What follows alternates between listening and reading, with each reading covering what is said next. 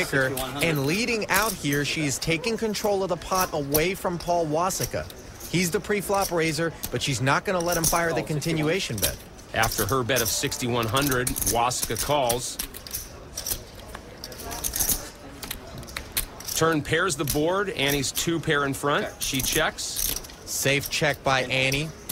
Wasika checking behind her. She avoided the possibility of being raised off her hand there. Kings and 8s now for Duke. Easy river bet here for value. She bets 8,500. Now, if you're Paul Wasika, you know the only thing you can beat here is a busted straight draw on the flop that Annie bet out with. Call 8,500. Wasika pays her off, and Annie takes a 2-1 chip lead. Totally understand Paul's call there.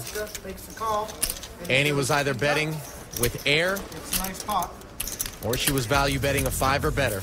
Tough spot. You're watching the 6th Annual National Heads Up Poker Championship from Caesars Palace, Las Vegas, the home of champions. Presented by GoDaddy.com.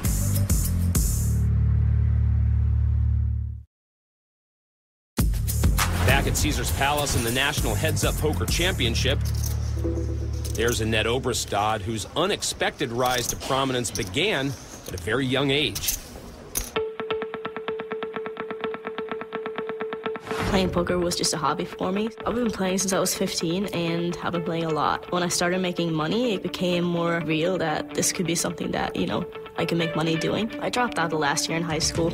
School systems back home are way different than they are here in the States, so it's not like as big of a deal as it would have been if I did it here. Eventually, I was making more money than my mom did in her job, and I kind of figured, I might give this a shot and see where it takes me. You remember what you were doing at 21, Craig? Was it winning millions in poker tournaments? Definitely not, Ollie. I'm saving my hands. So you can start shoving when the blinds go up. Blinds now at 1 in 2,000. Annette looks at 6-4 and raises to 4,000. We saw her raise with Jack-6. Doyle played back at her and took that pot away. Doyle with Jack-5 calls. This time he's going to try a different approach. Doyle flops 2-pair. Obrestadt with an open-ended straight draw. Doyle checks. Obviously wants to let Annette continuation bet, and she's not going to oblige. Might have slowed her down with some of that playing back at her. King on the turn, no help to Obrestadt. Doyle checks again. Wow, look at this. Doyle really wants Annette to stick her neck out there. And you can't blame her. After your opponent checks twice to you, that's showing disinterest. She's got to try to pick this pot up. She bets 5,400. Doyle raises to 20,400. Not what Annette wanted to see. I'm all in. Annette puts Doyle all in. Wow. He calls. You got 2-pair? Pulling the 15. We're all in on the feature table. And immediately Annette knows where Doyle's at, asks him if he has 2-pair. Gutsy play. Just a shame she ran into 2-pair. Jackson 5s. Pretty tough for 1-pair to call her there.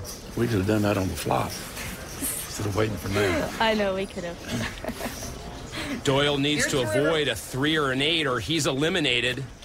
And it's Brunson's vote gives him a massive pot and cripples Annette in the process. The 15s are pulled in. That look says it all.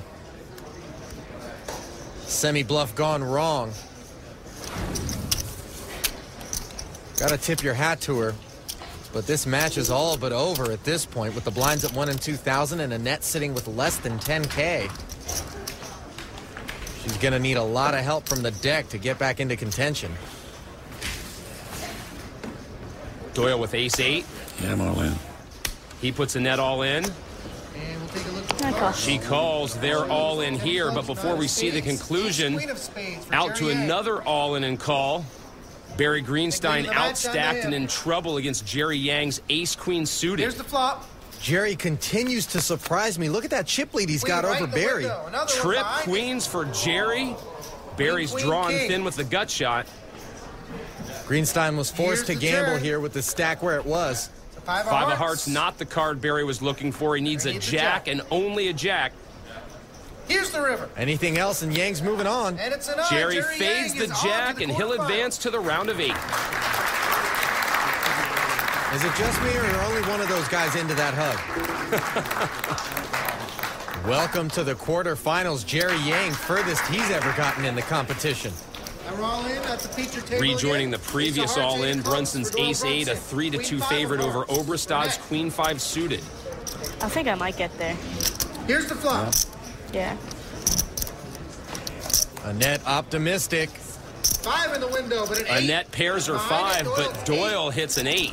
Leads teaser. right now. 1 heart. She needs some more help here in the form of a 5 or a queen to stay alive. Turn pairs the 7. board. Obrestadt still Ace of trails. sevens. Annette needs a queen or a 5. 5 outers are not your favorite, but we have seen longer Here's the shots river. come in.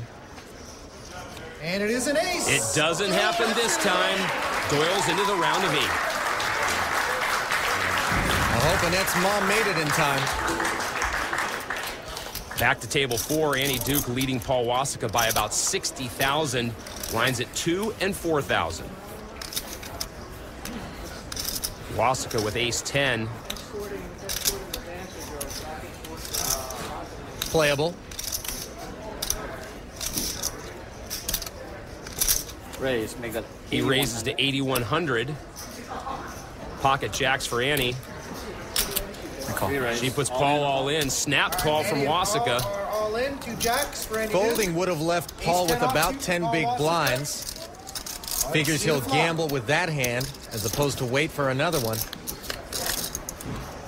Ace right in the window. There's an ace. Wasika's Ace-7. outflopped Duke. All Wasika's ahead. Here's the turn. Turn pairs 7. the board. Annie needs 1 of 2 remaining jacks to knock out Wasika. Maybe she should make a landing pad for it. It's a deuce. Blank All on the Wasika's river. out. Wasika doubles up and takes the lead. Annie obviously disappointed there. Can't blame her, but she needs to shake that off. Not over. That's exactly right. Let's head down to Leanne at our featured table. Annette, you usually play aggressively, but it seemed like you were playing a little bit of small ball this time. Did you change your game? I felt like I was playing my game more the last match than in the first 2. So I felt like I was playing well now, and maybe a little bit too over-aggressively when I had the straight draw, but I figured, you know, I allowed if I get called, so. That was bad timing for that semi-bluff, huh? I guess it was. Okay. Doyle, it's the 3rd time you've beat Annette now. Do you think you have her number? No. You can't stop. You can't stop Annette from betting. Right. And so one more time, I think that she played as well or better than I did. All right. Age has trumped youth once again. Congratulations, Doyle. Thank you, guys. Don't write the youth off yet, though. They'll be back. A move gone wrong proves to be the decisive moment in Annette's exit as Doyle Brunson gets the best of her yet a 3rd time on his way to the quarterfinals.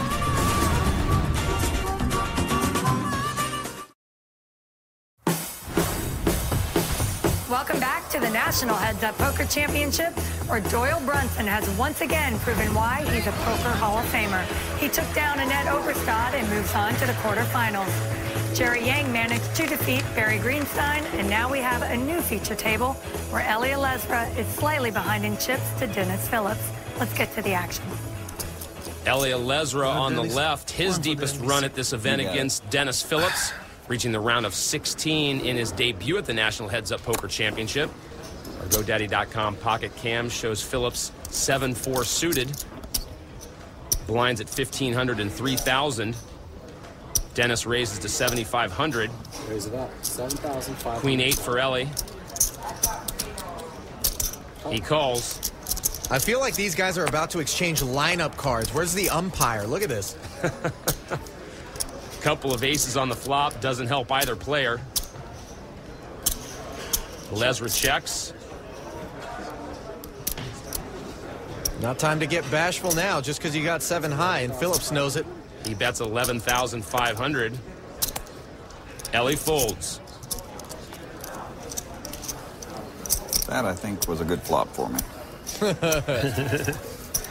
Pretty sure I have Queen 8. Yeah. Which happens to have been the best hand there. There's 2007 heads-up champ Paul Wasika, a player looking for every edge he can get in 2010. I've been hitting circuit pretty hard, playing a lot of live tournaments, and just have been learning all the time. And so whatever I think is weak in my game, I'm going to hit it hard and make sure that I'm an all-around player. Part of that has been I hired on Sam Chauhan. He's a mindset coach who's been working with a lot of other pros out there. I really feel like nobody's dedicating themselves to the game like I am right now, because I'm really hungry. I got that hunger back. And, you know, I feel like I'm doing special things in the poker world. Most poker players keep their winning edges a secret, but Sam is very much out of the bag at this point. Seems to have had a positive effect on the players with whom he's worked, including Gavin Smith, Antonio Esfandiari, and Phil Hellmuth, just to name a few. Annie with 6 tray. 8,500. She raises to 8,500. Queen tray suited for Wasika. Annie again showing that she'll play all parts of the deck. He calls.